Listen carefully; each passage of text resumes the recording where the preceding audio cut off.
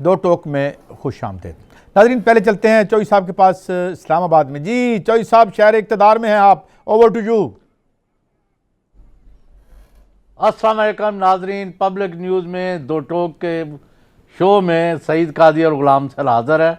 अस्सलाम वालेकुम जी काजी साहब। वालेकुम अस्सलाम। नाज़रीन, ज़ाहिर है आज हम बात करेंगे ये जो तनख्वाहें बढ़ाई गई हैं उस पर अब रोक भी लिया गया है। इमरान खान साहब ने अपनी नाराज़गी का इजहार भी किया है, मगर आखिर ये कहानी क्या थी? इमरान खान साहब के इल्म में नहीं था कि ये तनख्वाहें बढ़ाई जा रही हैं और फिर ये खुद से ही जो है जनाब पंजाब के सीएम बुज़दार साहब ने ये फैसला ले लिया और फैसला भी हैरत अंगेज़ था।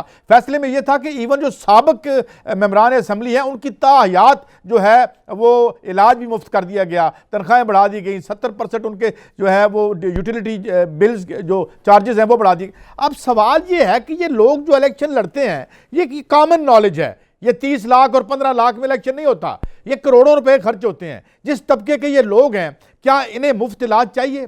क्या इन्हें तनख्वाहों में इजाफा चाहिए? ऑलरेडी यही अजाब हमारे ऊपर नाजिल है इस इशराफिया का। तो ये कैसे हुआ? अब इसको रोका हुआ है, इमरान खान साहब इस पर नाराज़गी का इजहार भी कर रहे हैं, इस पर हम बात करेंगे। एक और बड़ी दिलचस्प खबर, और जनाब हमारे वजीर कानून राजा बशारत साहब की आज मैं खबर देख रहा था, मेरे पास पड़ी है।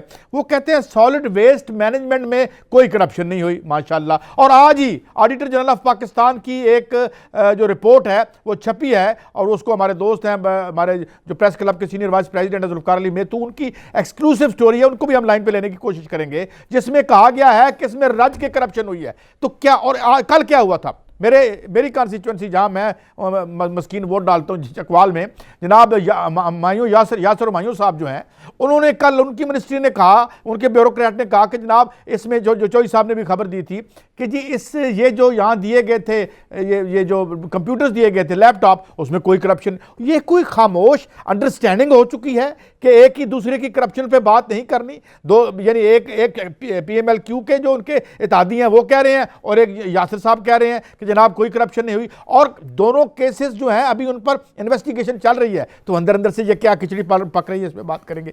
एक और खबर बड़ी इंटरेस्टिंग आपके साथ शेयर करेंगे, और इससे पहले ये खबर हम डिस्कस कर चुके हैं मगर आज फिर सामने आई है कि कैसे लाहौर में साबका दौर में कब्जा ग्रुप के साथ मिलकर ये हाउसिंग प्रॉपर्टियों की आड़ में पुलिस वालों ने बेशुमार प्लाटों पर कब्जे किए और हाउसिंग सोसाइटियों में, हम पहले खबर दे चुके हैं, नाम नहीं लेते, यहां पे जो एक DIG ऑपरेशंस थे शहजाद अकबर साहब ने बहुत लोगों की ट्रांसफर भी मुबैना तौर पर इसी वजह से की थी। अब बात यह है कि ये प्रॉपर्टी डीलर बन गए हैं, उनके साथ मिलकर कब्जे करवाते रहे हैं। इनके जो 100 प्लाट थे पुलिस वालों के, इस पर हम बात करेंगे कि इनको पकड़ना मुश्किल है या इनके साथ भी खामोश अंडरस्टैंडिंग हो चुकी है, इस पर बात करेंगे। और जनाब, और एज यूजुअल 202 अरब रुपए का बोझ बिजली की मद में आप पर डाले जाने के लिए उसको नेपरा को कह दिया गया है 2.50 पैसे, यानी 2.5 रुपए इसको महंगा। मैंने जाके इसको डिग किया और इंतहाई मोतबर जराये के हवाले से पूछा कि यार अब ये कौन सा नया बोझ हम पे डाल रहे हो? तो कहने लगे जी कैपेसिटी पेमेंट के पैसे पूरे नहीं हो रहे। याद है आपको नाजरीन कैपेसिटी पेमेंट क्या है?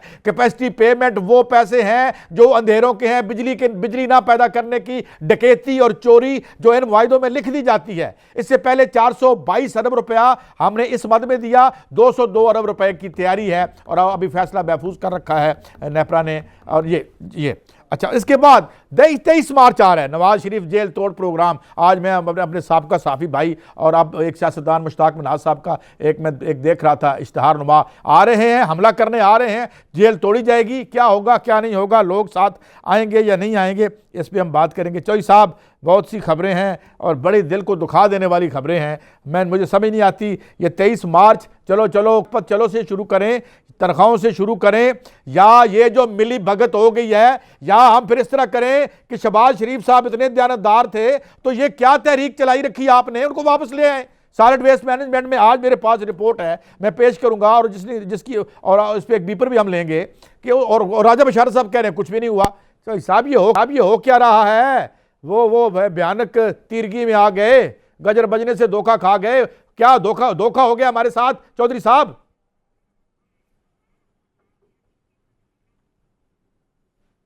नहीं, ये जो आपने कहा कि सॉलिड वेस्ट मैनेजमेंट में, और भाई ये फिर नैब जो है, इसका चेयरमैन, इसका DG और सारा अदारा बंद करो और ये इनको घर भेजो।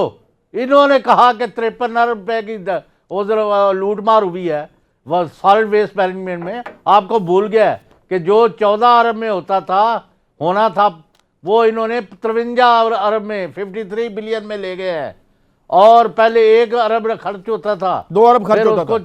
4 अरब रुपया महीने का। आपको याद आ गया कि नहीं आ जी, गया? मुझे याद है, हमने मेरे पास ये राजा रिपोर्ट पड़ी हुई है। बेचारे कौन से आसमान से गिरे हुए हैं कि उन्होंने बताया एक अफसरशाही जो सारे उनके इन्होंने चट्टे बटे रखे हैं पंजाब में वापस, उन्होंने रिपोर्टें दी हैं। वज़ीर आला चूंकि बहुत मसरूफ होते हैं, उन्होंने पढ़े पुढ़े नहीं है, वैसे ही दे दिया। हाँ जी, उससे भी बड़ी, बड़े मसरूफ हैं, बड़े काम कर रहे हैं यहाँ पर, होने। सिर्फ वो जो है वो तनख्वाहें बढ़ा रहे हैं अपने अपने एमपीज़ की। मुझे ये बताएं, ये बड़े मसरूफ तो हैं, मगर सवाल ये है कि ये पता ही नहीं चलता, इनको रिपोर्टें आ जाती हैं। हाँ, यहाँ जो बात हो रही है, जो मेरा आपसे सवाल है, सवाल ये है कि केसेस तो चौधरी साहिबान पर भी हैं यहाँ पे, आपको पता है, और वो अभी रुके हुए हैं और जो खाशब कर दिए गए हैं। तो क्या यहाँ ये कहा जा रहा है कि खामोश अंडरस्टैंडिंग है कि हमारे तबके के किसी बंदे को सजा इस तरह नहीं होनी चाहिए, मियाँ साहब भी निकल जाएं यहाँ से, क्योंकि अगर ये रवायत पड़ गई तो हम तो सारे अंदर हो जाएंगे, हम में से तो एक बंदा सीधा नहीं काम किया हुआ। तो चौधरी साहब, तो ये क्या कोई खामोश अंडरस्टैंडिंग है? अभी हम लाइन पे अगर ले सके यासर हुमायूं साहब को भी ले लें, उनसे भी पूछ लेते हैं कि जनाब अभी नैब में केस चल रहा है अभी लेकिन आपने कर दिया। और कल एक और गलत खबर भी चलती रही, वो खबर ये थी कि जो ये पार्लिमानी कमेटी है उसके सामने भी पेश नहीं किया आपने वो रिपोर्ट, वो पार्लियामेंट को आपने रबर स्टैंप बनाया हुआ है, उसके सामने तो पेश ही नहीं हुई। उनके सामने जो पार्लियामेंट कमेटी की हैं, क्या उनका नाम है, तो वो उधर भी पेश नहीं की। अब वजीर साहब ने पेश कर दी, यासिर साहब ने, और जनाब क्लीन चिट मिल गई, इनको क्लीन चिटें मिल रही हैं। तो फिर मेरे ख्याल में मियाँ शहबाज शरीफ साहब को वापस ले आते हैं, वो तो बड़ा माशाल्लाह स्पीड किस्म की काम करते थे यहाँ पे। ये क्या है चौधरी साहब? और मुझे माफ़ करें यार, छोड़ें, किसी को कोई वापस नहीं ला रहा, ना कोई क्लीन चिट मिल रही है, और नैब बंद हो गया है। तो वहाँ क्यों नहीं आपने बात की डीजी नैब से कि भाई ये क्या आ रही हैं खबरें, ये कौन इनको क्लीन चिट देता फिर है? अपनी इंक्वायरी करके खुद ही मतलब मामे बन के वही अफसर जो मुलव्वस हैं वही मेरा रिपोर्टर दे रहे हैं उसको, बुजदार साहब को। उनको तो अपने जो उसकी तरफ क्यों नहीं आते, जो उन्होंने कहा कि जो 6 महीने वज़ीर आला रह जाए उसको इतनी बड़ी गाड़ी दें, इतने अफसर दें, इतने मुतहद दें, एक बड़ा सा घर लेके लाहौर में दें, और उनको पाकिस्तान का शहजादा बना के रखे।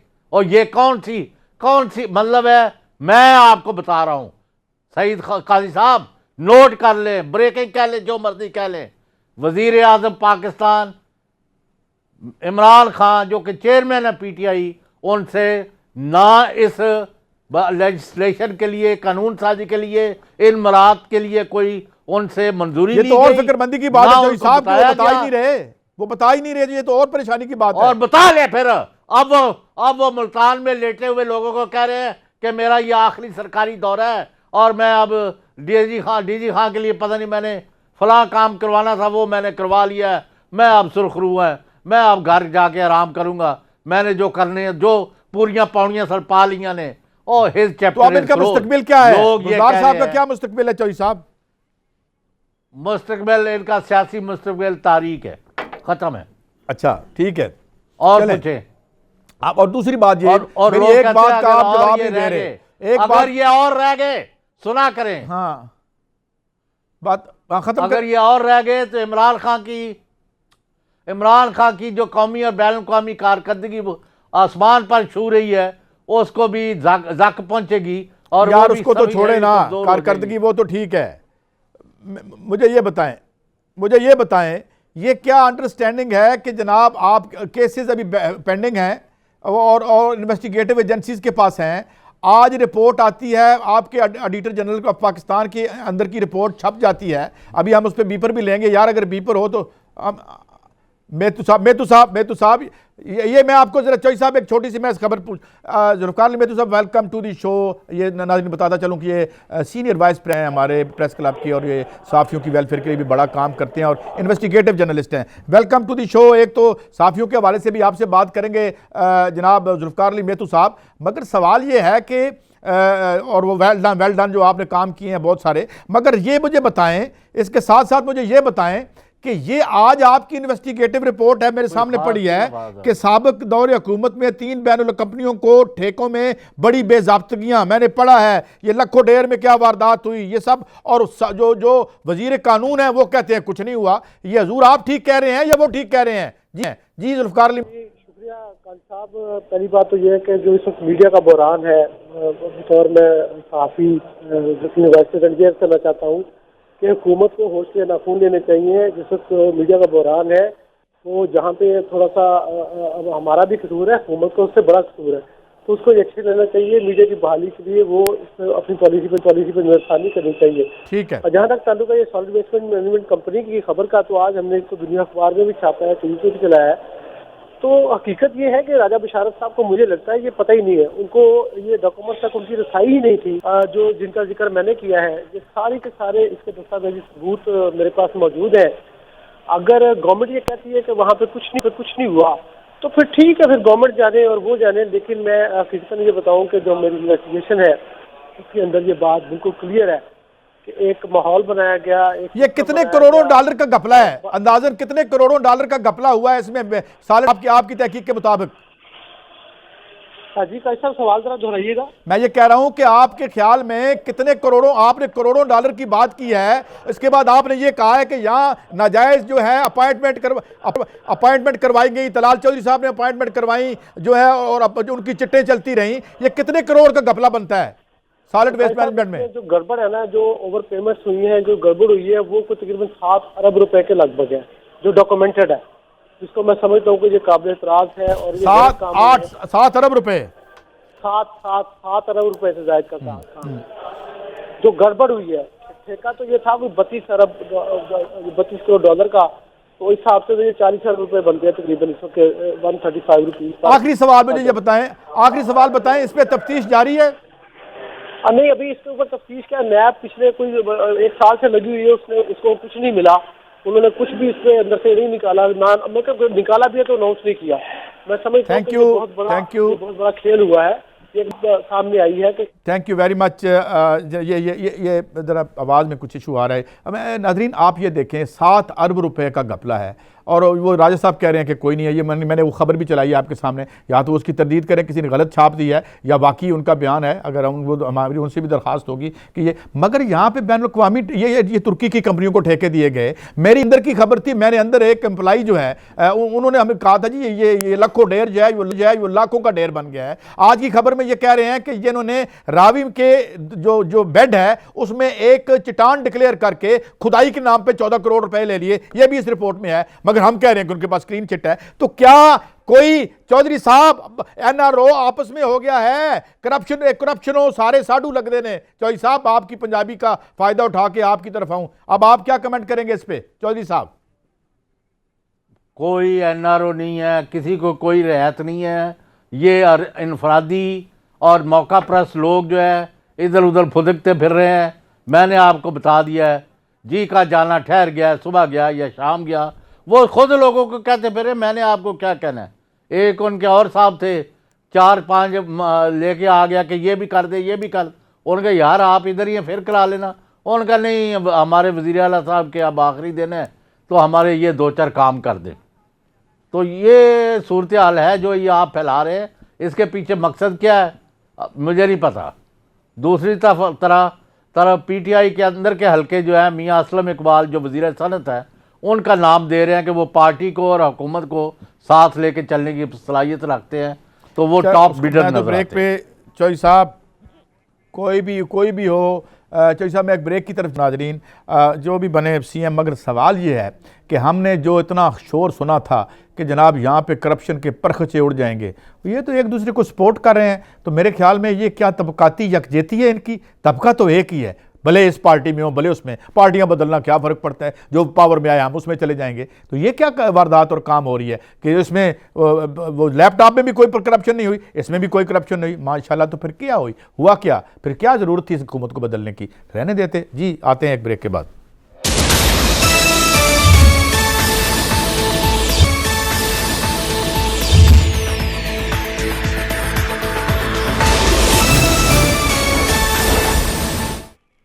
Welcome back. नाजरीन, चौधरी गुलाम हुसैन साहब जो हैं ऐसे नाबगा रोज़गार मेरे को होस्ट हैं कि बैठे बैठे ही ये खबर की तरदीद भी इनके पास आ जाती है, तस्दीक भी आ जाती है। तो अभी सॉलिड वेस्ट मैनेजमेंट के हवाले से जो अभी अभी खबर चौधरी साहब तक पहुंची है, उसका क्या स्टेटस है केस का? चौधरी साहब मैं आपकी तरफ आता हूँ। जी हजूर, आपके भी 7 अरब है या कितने? हाँ जी। और ये जो क्लीन चिटें देते फिरते ना वज़रा और उनका सरखील वज़ीर आला प्राइम मिनिस्टर को चाहिए इनको बरतरफ करे।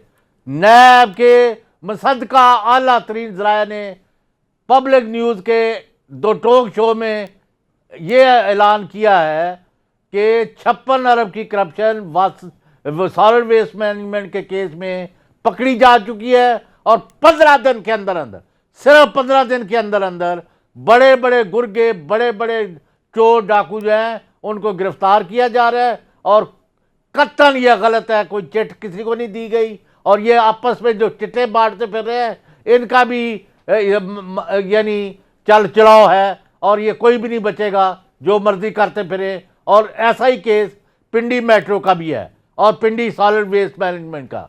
और इस वक्त ये राजा बिशारत का काम था।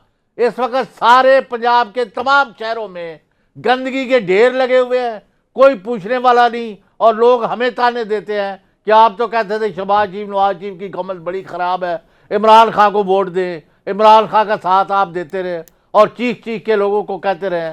तो आप ये हमारे ऊपर एक तो पहाड़ महंगाई के फेंक दिए, साथ नीचे से गंद के ढेर है जिससे हम तोफन फैला हुआ है और हमारे से गुजरा नहीं जाता। एक काजी साहब आपने क्या माहौल बनाया हुआ है। और ये कल के साबिक वज़ीर मैं मेरे थी पा दे सारा होना चाहिए साहब। अच्छा, मुझे एक बात बताएं, मेरा एक सवाल है आपसे।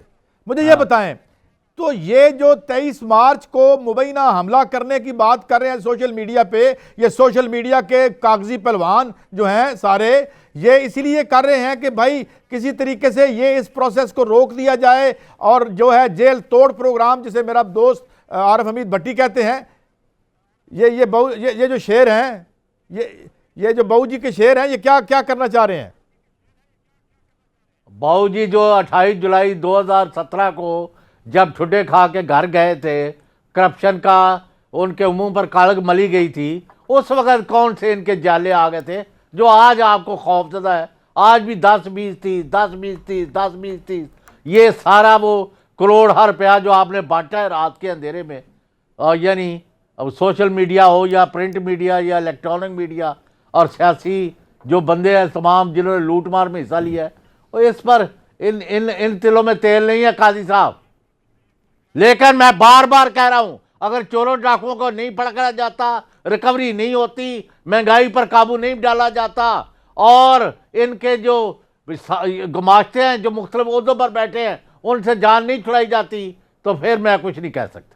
अच्छा, आप तो कुछ नहीं कह सकते, मगर हमें कुछ तो कुछ कहना पड़ेगा। अभी प्रोग्राम बहुत रहता है और हमारे पास बहुत सारी चीज़ें भी हैं। मगर चौधरी साहब, बात यह है कि यार चले महंगाई आपके अभी कहते हैं आपके पास में नहीं है, डॉलर भी गिर गया और आप जिस निज़ाम में हैं उसमें महंगाई अजाब। मैंने आना है अभी स्टोरी पे, वो 2 रुपये 50 पैसे जो बिजली की कीमतों में इजाफे का कहा है, जो बिजली की फर्में हैं, उसमें हम बाद में आएंगे। मगर सवाल ये है कि यार चौधरी साहब, मैं अगली स्टोरी पे आता हूँ आपके साथ।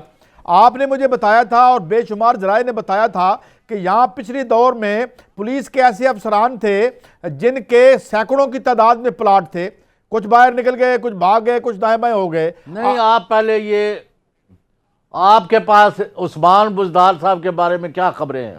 यार उस्मान बुजदार साहब के बारे में तो आपने खबर दे दी ना कि शायद उनका जाना ठहर गया, मगर यहाँ तो कुछ भी सर्टन नहीं है। अभी फवाद चौधरी साहब के बारे में सुना था, ही इज स्टिल देयर, वो दोबारा ठहर गए हैं ना हमने नहीं, उनका यह है कि उनका फवाद चौधरी का ये केस नहीं था। फवाद चौधरी का मसला कुछ हो गया था वो पीटीवी के इशू पर, तो उनको चॉइस दी गई है कि इधर रहना है तो स्टेटस को रखो, अगर इधर नहीं तो कोई दूसरी वजारत ले लो, तो वो टीम का हिस्सा है, उनका मसला नहीं है। यहाँ पंजाब में तो गदर मच गया है, जिस तरह लूट सेल लगाई गई है कल, और वहाँ से भाग गया है वज़ीर आला और पीछे से अपने हक में खुद ही ड्राफ्ट करके खुद ही मंजूरी दे दी है। तो ये क्या? अच्छा, अब ये गवर्नर साहब जो ये अभी देखिए, अच्छा ये जरा खबर देखें इसको यार जरा इसको स्क्रीन पे सामने रखें यार, इसको आगे लेके आएं, इसको प्ले करें, इसको बोल्ड करें, जरा आगे लेके आएं। सैकड़ों पुलिस ऑफिसर प्रॉपर्टी डीलर निकले, इंटेलिजेंस की फहरिस्तें तैयार हो गई हैं। आप मुझे ये बताएं कि ये आज खबर हमारे अखबारों की जीनत बन चुकी है। इससे पहले हम ये खबर दे चुके हैं, लेकिन आज इन्होंने तफसील के साथ दी है मेरे दोस्त मुजाहिद शेख ने। मुझे ये जोई साहब, हम इतना भी नहीं कर सकते कि ये पता करें ब्यूरोक्रेसी के असासे कितने हैं, यहाँ कौन कौन जो है बूट पॉलिश करके यहाँ लगा रहा की पोस्ट पर, और कब्जा ग्रुपों के साथ जो कि प्रॉपर्टी के डीलर्स और ये जो हाउसिंग सोसाइटियों का एक स्कैम ही मैं तो कहूँगा, उसके साथ मिलके 100 प्लाट एक बंदे का निकला। कोई बाहर भागे हुए हैं, कुछ इधर बैठे हुए हैं, और ये लोगों के साथ जो सलूक कर रहे हैं, ये देखें कोई देखने वाला नहीं, कोई पूछने वाला नहीं। ये इस दौर के लिए हमने ये सारा कुछ ड्रामा ये देखा था कि जनाब यहाँ एक ऐद बदलेगा, एक दौर बदलेगा, तो कोई ये और सब के सारे फारग हो रहे हैं। यहाँ कब्जा ग्रुपों की जमानतें हो रही हैं, यहाँ से हो गई, बाहर से हो गई, और सबको पता है कि इन्होंने कैसे यहाँ लाहौर में कब्जे किए। जिन लोगों ने, वो सारे घूम फिर रहे हैं, और अब वो ECL से भी उनके नाम हट गए हैं। तो चौधरी साहब ये क्या कहानी है? नहीं तो ये कहानी क्या, ये करप्शन की कहानी है, लूटमार की कहानी है। जो टूल्स बने थे, जिन्होंने लूटमार में हिस्सा लिया था, वो 200 प्लाट इनके खाली करा रहे थे, 2000 खुद खा रहे थे। 1500 केस तो हमने सुने हैं, जिधर लोगों को बुला के उन्हें कहा लिख दो या पैसा दे दो या अंदर सड़ते रहो। ये नहीं चलने का। मैं आपको बता रहा हूँ, बड़ी गंभीर सूरत हाल है।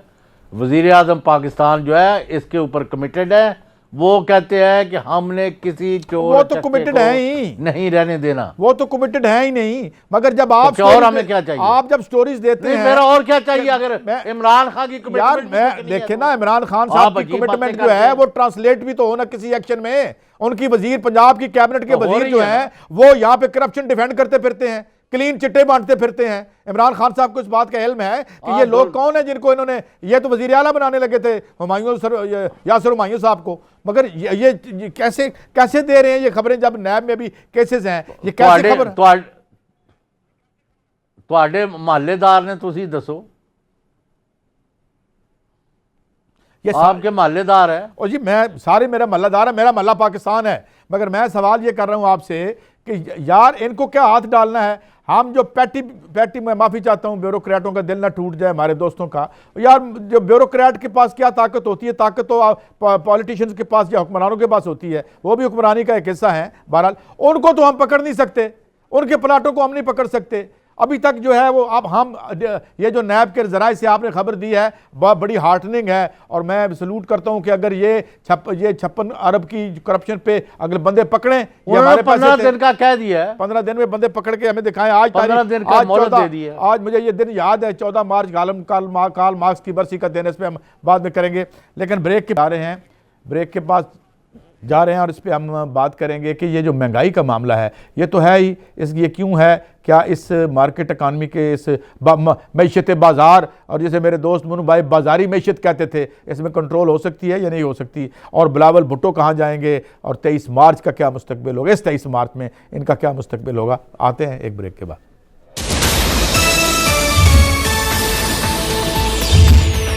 पिछले 1994 से लेके अब तक उसकी कहानी पे आऊँ, और आज ये क्या है और अंदर की कहानी आपको बताएंगे। ये 202 अरब रुपया क्यों हमारे ऊपर थोपा जा रहा है? इससे पहले मैं चौधरी साहब आपकी तरफ आता हूँ। जो पिछली स्टोरी है उसके ज़िम्मन में आखिरी एक सवाल आपसे पूछ लूँ कि ये एक शख्सियत जो तौसा से उठ के हमारे वज़ीर आज़म बन गए हैं, तो जो वहाँ से आके बने हैं उनको बचाने वाले कहीं उनको बचा तो नहीं लेंगे उनको कहीं जिन्होंने बनवाया है? चौधरी साहब भाई फिर एक ही बच सकता है, फिर जिसको बचाना बचा लें आप। या इमरान खान गवर्नमेंट रहेगी या ये वज़ीर आज़म रहेंगे। चलें ठीक हो गया। अच्छा चलें अब कोई देखते हैं क्या होता है क्या नहीं होता। बहरहाल कुछ ना कुछ तो होता रहता है। अब आते हैं नाजरीन इस बात पे कि 202 अरब रुपए का जो पावर फर्म्स हैं, इन्होंने कहा है कि जनाब नेपरा को कहा है कि आप अपने बिजली के टैरिफ बढ़ा दें। मैंने स्टोरी के बाद मैंने चेक किया और मैंने जो अंदर के सोर्सेज थे उनसे रब्ता किया, तो मैंने कहा यार ये कौन से 202 अरब रुपए हमारे ऊपर चढ़ाने लगे हो, क्या? तो उन्होंने कहा कि जनाब अब असल बात क्या बताएं आपको। कुछ दिन पहले 422 अरब रुपए कि यहाँ पे जो आपने कैपेसिटी पेमेंट की खबर आई थी, व्हाट इज़ कैपेसिटी पेमेंट, दोबारा और बार बार कहूँगा, कैपेसिटी पेमेंट वो पैसे हैं जिसकी बिजली नहीं बनी, क्योंकि हम बाउंड हैं, जो बिजली नहीं बन पाती उसका बिल भी आपने देना है, जितना उसका उस प्लांट की कैपेसिटी है, अगर वो अपनी कैपेसिटी से आधे पे चल रहा है तो बाकी आधे का बिल मैंने और आपने देना है। माशाल्लाह ये वही जो चोरी और डकैती थी जिसका जिक्र मेरे प्यारे ख्वाजा आसिफ साहब करते थे और अपने नाक के नीचे ये चोरी होने दे रहे थे, उनका अपना लिखा हुआ इंटरव्यू हेरल्ड में पड़ा है। अब आगे बढ़ते हैं। 202 अरब रुपया, 2 रुपये 50 पैसे पर यूनिट जो है इसमें इजाफे की बात हो रही है। अभी इस पर फैसला महफूज किया गया है, अभी तक तादमे गुफ्तगू ये फैसला नहीं आया, मगर मैंने पूछा ये कौन से पैसे हैं, तो कहते जनाब वो कैपेसिटी पेमेंट पूरी नहीं हो रही, ये वो डकैती है चौधरी साहब, ये वो डकैती है। मैं आपको एक बात बताऊं, किसी ने कहा था गलत या सही कि जो बंदा बैंक लूटता है वो तो उसे तो हम पकड़ लेते हैं, मगर बैंक के अंदर बैठ के जो लूट मार होती है, ये या सिस्टम के अंदर बैठ के जो लूट मार होती है अरबों रुपए की, वो हमें नज़र नहीं आती और वो फिर सारे का सारा हम लोगों पर ट्रांसफ़र करते हैं, अवाम पर ट्रांसफ़र करते हैं और जो है इशराफिया को हम जो है हाथ भी नहीं लगाते। हर चंद के खबर आ जाई है कि जी टैक्स में ये जो बेनामी और ये पैसों को पकड़ेंगे। इकराम उल हक साहब का एक इस पर मैं स्टेटमेंट देख, आप मुझे बताएं, ये कह रहे हैं 180 रुपये, मैं नहीं कहना चाहता यार, फिर हमारे मत्थे लग जाता है कि जी डॉलर जो है वो मज़ीद बढ़ाया जाएगा। ये बिजली के सेक्टर में इट नीड्स मेजर रिफॉर्म्स, और मेजर रिफॉर्म्स क्या हैं? वो नहीं जो IMF और वर्ल्ड बैंक कहता है, वो नहीं जो ये इनकी टास्क फोर्स के वो तमाम लोग जो खुद इसमें बैठ के माल बना रहे हैं वो कहते हैं।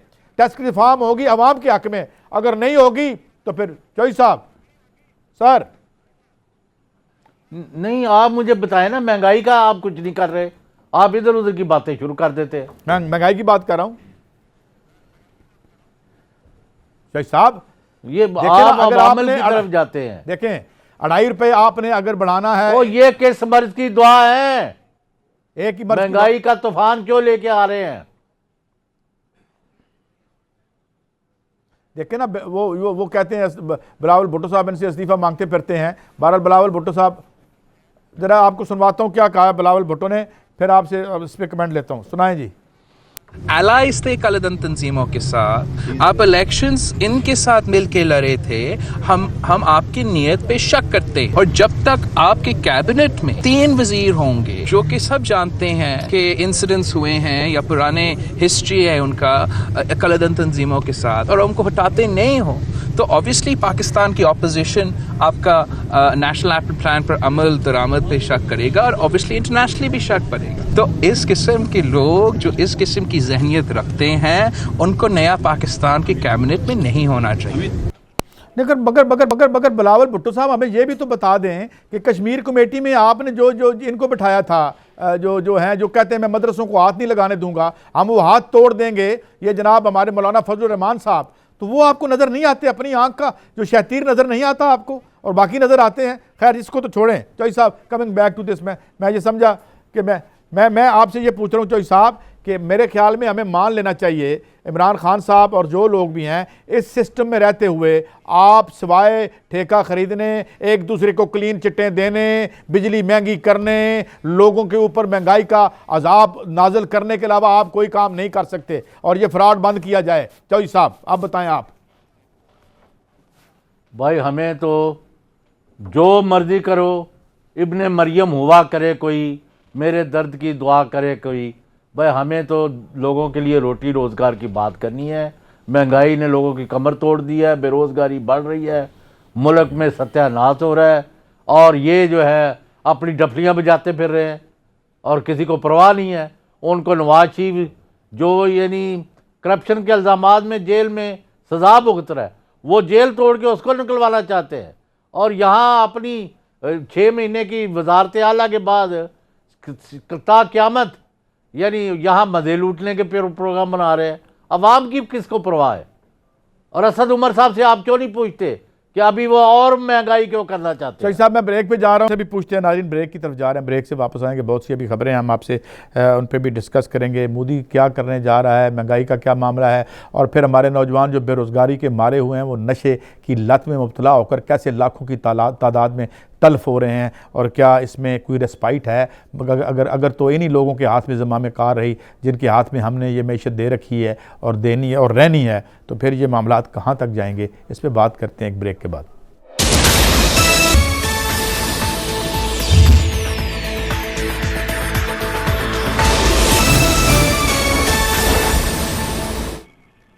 Welcome back. चौधरी साहब, मैं फिर आपकी तरफ आऊँगा और मुझे लगता यह है कि फिर बड़ी खबर आपके पास लैंड की है, वो ज़रा क्या है, ज़रा आज हम बताएं अपने नाजरीन को। जी चौधरी साहब, ओवर टू यू। बहुत बड़ी खबर आई है कि कमिश्नर डेरा गाजी खां, जो उस्मान बुजदार साहब के करीबी समझे जाते हैं, उनके दस्ते रास्त है और उन्होंने सालों की मुखालफत के बावजूद उन्हें कमिश्नर डेरा गाजी खां लगाया। अपने वज़ीर आला बनते ही ताहिर खुर्शीद नामी कमिश्नर डेरा गाजी खां को वज़ीर आज़म पाकिस्तान इमरान खान ने करप्शन, लूट मार, डाका जनी और हक तलफी और नाजायज़ कब्ज़ों के और गिरोहों की सरपरस्ती और बड़े लोगों के साथ मिलके उनके घरों में करोड़ों का फर्नीचर पहुँचाने और बाकी चीज़ें करने के इल्ज़ामात के सबूत मिलने पर वज़ीर आज़म ने कमिश्नर डेरा गाजी खां ताहिर खुर्शीद को फौरी तौर पर ओहदे से हटाने और बरतरफ करके इन एंटी करप्शन को केसेस चलाने वो का हुक्म सादर कर दिया। सस्पेंशन में है, सस्पेंड हो गए हैं, बरतरफ से हम ये समझे ना, सस्पेंड हो गए हैं। तो क्या, अच्छा, तो फिर ये इनका आप हो जाएंगे। अभी ऑर्डर मुझे बताएं कि ये अभी आपके पास खबर आई है। हाँ हाँ जी, मैं और ये बहुत बड़ा धमाका है और ये पता लग गया कि वज़ीर आला को वज़ीर आज़म को जो इनके जो करतूत है पंजाब में मुख्तलिफ वज़ीरों के, मशीरों के और उनकी पुष्ट पनाही जो कर रहे थे, जिनको कभी फैसलाबाद लगाया जाता है, कभी डीजी खां। और कल वज़ीर आज़म साहब वहाँ जब मुल्तान में आराम कर रहे थे वज़ीर आला साहब, तो उन्होंने अपने करीबी साथियों से कहा कि अब हमारा वक्त ख़त्म हो गया है, बस मैं खुश हूँ कि मैंने डेरा गाजी खां में दूध और नहर, शहद की जो नहरें बहानी थी वो बहा दी हैं। अब ये मेरा मुल्तान का आखिरी सरकारी दौर है। चले, अब उनको पता चल गया है कि कोई लॉबिंग, कोई आंखों में धूल झोंकने की कोशिश कामयाब नहीं होगी, ना इनसे पार्टी मुतमैन। यानी हालांकि तमाम परवेज़ इलाही, दी स्पीकर, काफली, गवर्नर, वज़ीर आज़म, सब की इनको हमायत हासिल थी, लेकिन अफसोस कि यानी चंद चीज़ों के ऊपर बस। अब मैं ज़्यादा नहीं बात करना। बहरहाल पहले आपको खबर दी है सॉलिड वेस्ट मैनेजमेंट की, अब ये दे दी है, अब ये मामला जो है रुकने का नहीं है। ये ठीक है, और वो वजीर भी तो बरतरफ होने वाले हैं चौधरी साहब किसी वक्त। ये वजीर तो बरतरफ हो रहे हैं, तो क्या ये ब्यूरोक्रेसी जो ये आज जो खबरें आई हैं, ये जो प्लाट हैं, ये तो पता करना कुछ मुश्किल काम नहीं है ना? ये जो पुलिस वालों के निकले हैं जिनके बारे में आज खबर छपी है, और उसके बारे में पुलिस खुद जो है उनके एक अफसर लोगों को ट्रांसफर करते रहे हैं, तो इनके क्या अब ये पहला कतरा पंजाब कबीना भी सारे वज़ीरों में से जो सही काम कर रहे हैं उनका, लेकिन बहुत सारे वज़ीर जो है वो या इस्तीफे उनके हो जाएंगे या बरतरफ हो जाएंगे। लेकिन चौधरी साहब, ये एक तरफ से एक और भी तो बात है कि ये कह रहे हैं जी कि हम यहाँ पे नो ट्रस्ट लेके आएंगे, ये कह रहे हैं कि हम 23 मार्च को, ये 23 मार्च वाली बात पे इस्लामाबाद में क्या खबरें हैं और गवर्नमेंट क्या करने जा रही है? बड़ा आप मुश्ताक मनाज साहब को नज़र आ रहे होंगे आपको, ये जो साबका साफ़ी और अब सियासतदान है। अच्छा, दूसरी तरफ ये पता चला है हाँ? कि अब नैब जो है और एंटी करप्शन और FIA पंजाब में बड़े बड़े उहदों पर फायज लोगों के खिलाफ इंक्वायरियाँ और केसेस जो है जिनके उनके पास सबूत पहुँच गए हैं, एप्लीकेशनें पहुँच गई हैं, उनको भी जैसे स्पीकर सिंध असम्बली को गिरफ्तार किया गया है, इन्हीं लाइनों पर यहाँ गिरफ्तारियाँ होने लगी हैं। और यहाँ मैंने जब यह इस्लामाबाद में ये 23 मार्च के हवाले से कोई परेशानी या का कंसर्न नज़र नहीं आया। साहब, अगर कोई सिचुएशन वो पैदा कर जी वो अच्छा जी। ठीक है, गवर्नमेंट इज प्रिपेयर्ड है, तो आप ये कहना चाहते हैं। आप नाज़रीन चूँकि आखिरी लम्हे हैं और मैं जाते हाँ जाते जी। हम यूथ की बात करना चाहते हैं, ये आप खबर अपने सामने दे रखें। पाकिस्तान में मनशियात का जो इस्तेमाल है वो हर साल 2.5 लाख मवात हो रही हैं। देख रहे हैं जब आप यूथ को कहते हैं हमारे पास कोई नौकरियां नहीं हैं, और नौकरियां इनके पास, और जिनके पास नौकरियां हैं ब्यूरोक्रेसी में वो प्लाट बनाने बताते फिरते हैं, और 2.5 लाख लोग एक साल में जो है उनकी अमवात हो रही हैं, इस मसैकर कत्ल हो रहा है यहाँ पे। और ये इसकी जिम्मेदार कौन लोग हैं? वही लोग जो यहाँ बैठ के प्लाट बनाते हैं, वही लोग जिनको आज एक को तरफ कर दिया साहब ने, और अभी ये आगाज़ है। अब ये कैसे ख़त्म होगा ये सारा सिलसिला? इतना बड़ा स्ट्रक्चर है, इस पे हम बात करेंगे। अब हमारे पास चूँकि वक्त ख़त्म हो गया, मोदी साहब की खबर कल करेंगे, कल एक और स्टोरी भी करेंगे हम, जो के इलेक्ट्रिक की एबराज के ज़िम्मे में स्टोरी थी, कल हम फिर स्टोरी इस पे करेंगे और ये चर्चा करेंगे कि और कितनी महंगाई करेंगे, ये इस पे बात करेंगे। आज इजाज़त, अल्लाह हाफिज़।